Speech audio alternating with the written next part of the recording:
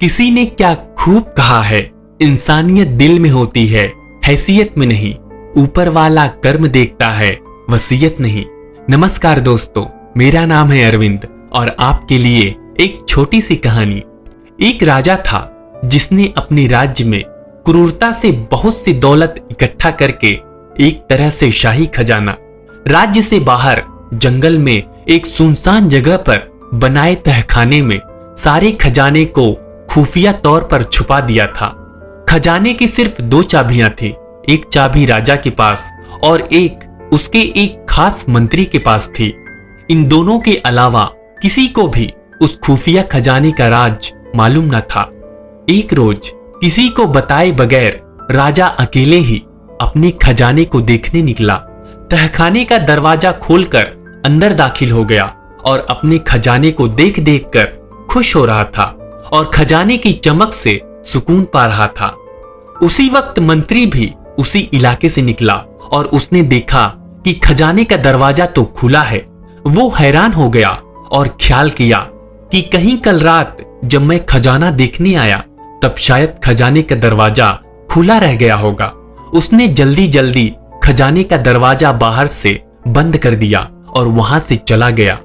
उधर खजाने को निहारने के बाद राजा जब संतुष्ट हुआ और बाहर जाने के लिए दरवाजे के पास आया तो ये क्या, दरवाजा तो बाहर से बंद हो गया था।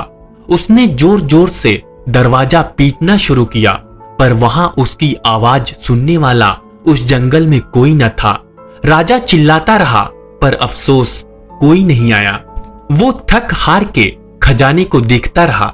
अब राजा भूख और प्यास से बेहाल हो रहा था, पागल सा हो गया।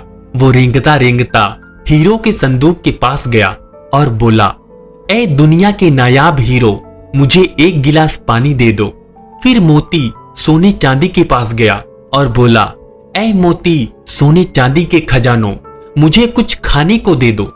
राजा को लगा कि खजाने उससे बोल रहे हो कि तेरी सारी जिंदगी की कमाई तुझे एक गिलास पानी और एक समय का खाना नहीं दे सकती। राजा भूख से बेहोश होकर गिर गया। जब राजा को होश आया तो सारे हीरे मोती बिखेर के दीवार के पास अपना बिस्तर बनाया और उस पर लेट गया। वो दुनिया को एक पैगाम देना चाहता था लेकिन उसके पास कागज और कलम नहीं था। राजा ने पत्थर से अपनी उंगली फोड़ी और बहते हुए खून से दीवार पर कुछ लिख दिया। उधर मंत्री और पूरी सेना लापता राजा को ढूंढ रहे थे पर बहुत दिनों तक राजा ना मिला। तो मंत्री राजा के खजाने को देखने आया। उसने देखा कि राजा हीरे जवाहरात के बिस्तर पर मरा पड़ा है और उसकी लाश को कीड़े मकोड़े खा रहे थे। राजा ने दीवार पर खून से लिखा हुआ था, ये सारी दौलत एक घूंट पानी और एक निवाला नहीं दे सकी। दोस्तों, यही सच है। आखिरी समय में आपके साथ सिर्फ आपके कर्मों की दौलत ही जाएगी। चाहे आप कितनी बेईमानी से पैसे, हीरे मोती, सोने चांदी इकट्ठा कर लो, सब यहीं रह जाएगा। इसलिए जो जीवन आपको प्रभु ने उपहार स्वरूप दिया है उसे अच्छे कर्म में लगाओ।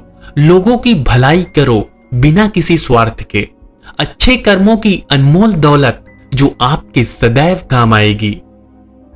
कहानी कैसी लगी कमेंट में जरूर बताएं और ऐसी वीडियो देखने के लिए हमारे चैनल को जरूर सब्सक्राइब करें। मिलते हैं अगली वीडियो में, तब तक के लिए धन्यवाद।